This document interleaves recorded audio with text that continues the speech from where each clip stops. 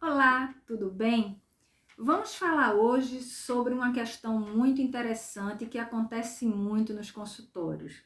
Quando o paciente ele não aceita a sua medicação e ele começa a trocar as medicações por conta própria, trocar, mudar de horário, experimentar, fazer experiências.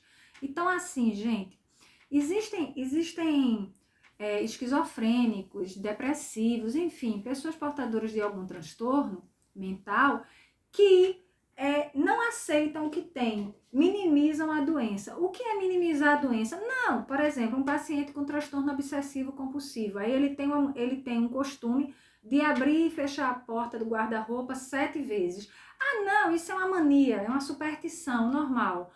Ou então ataca o tênis, desataca o tênis, dentre várias.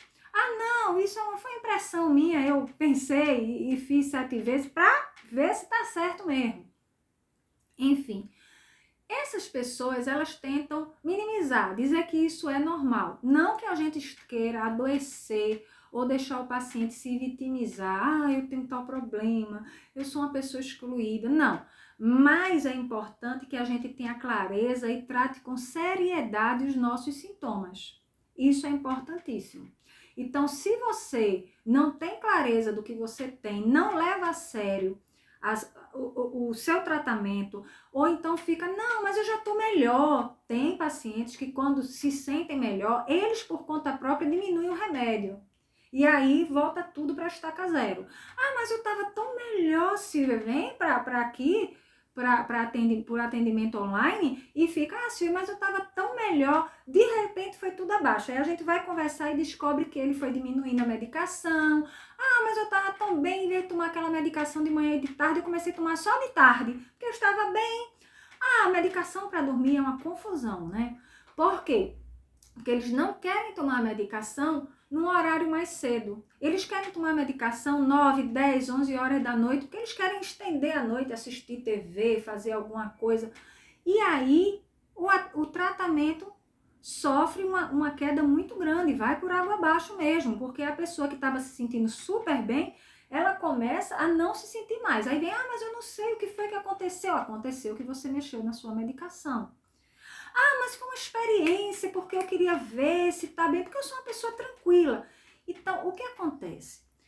Geralmente, isso é um mecanismo de defesa chamado negação, né?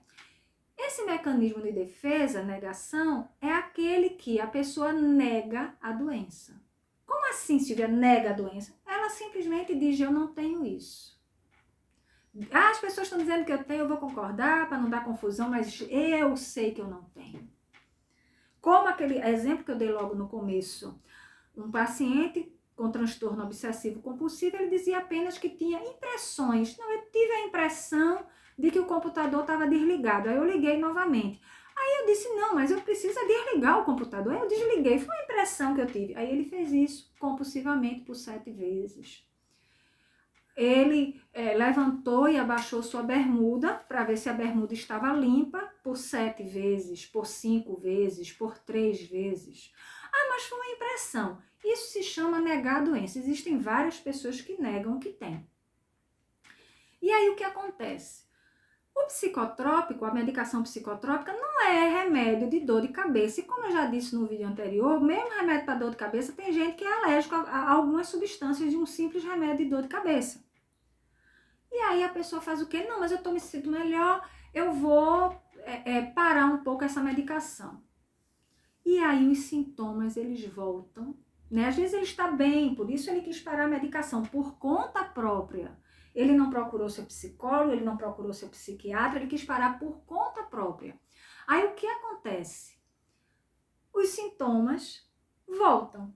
E voltam mais fortes, e voltam piores, e aí você tem que recomeçar o tratamento lá do início, a pessoa estava tão bem, ia começar até um desmame de medicação, mas não vai acontecer, porque ele, por conta própria, tirou a medicação, deixou de tomar a medicação 2 vezes, para tomar uma vez por dia, começou a tomar um remédio para dormir de 11 horas da noite. Gente, deixa eu explicar uma coisa, se você precisa de medicação para dormir, indutora do sono, clonazepam, que o nome fantasia de alguns dele é Rivotril, né? Remédio para ansiedade, sertralina, por exemplo. Se você precisa de qualquer medicação, e até mesmo não sendo portador de transtorno mental, um remédio para sua pressão, você é hipertenso, um remédio para diabetes, enfim, a gente não pode, eu estou me sentindo melhor, negligenciar essa medicação, não tomar na hora certa ou diminuir a dosagem dessa medicação por conta própria.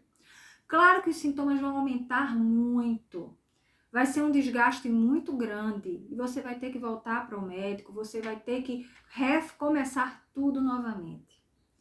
Mas aí está. Silvia, você pergunta, e não tem ninguém para orientar esse portador de transtorno mental que isso está errado? É aí que entra a figura do familiar.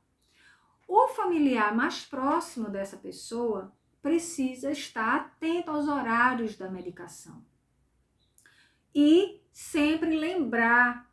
E se perceber que ele está fazendo a conduta que eu falei anteriormente, dá a medicação na boca do paciente. Tome, eu estou aqui, quero ver você tomando essa medicação. E ver se realmente o paciente ingeriu aquela medicação na hora estipulada pelo médico psiquiatra. É importante isso. Ah, Silvia, mas ele vai ficar tão constrangido, vai ficar constrangido. Mas se ele está agindo dessa forma, sem tomar a medicação na hora certa, fazendo pela cabeça dele, como a gente diz, ele toma o remédio pela cabeça dele, a hora que ele quer tomar, ele toma. Se ele está fazendo dessa forma, o familiar tem que estar próximo e dizer, olha, primeiro, se ele é atendido pelo psicólogo e comentou isso com o psicólogo tem o dever de conversar com o familiar. Olha, o paciente não está tomando a medicação no horário certo e isso vai prejudicar ou já está prejudicando na sua conduta. E aí o familiar tem que começar a administrar a medicação. Não, você vai tomar comigo. Eu vou olhar você tomando remédio. É constrangedor? É constrangedor.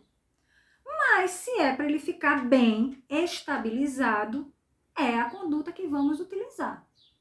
Então pensem nisso. Se você está com um familiar, mas ele estava tão bem, agora ele decaiu de novo. O que será? Vai atrás da medicação, vê se ele está tomando a medicação direitinho, corretamente.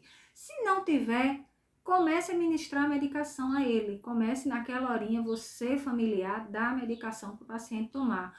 Procure psiquiatra, procure psicólogo, peça orientações. E aí você vai ver que esse paciente, com o tempo, não vai ser rápido não, porque vai começar tudo de novo. Ele vai se estabilizar e vai ficar bem. É isso, um grande abraço.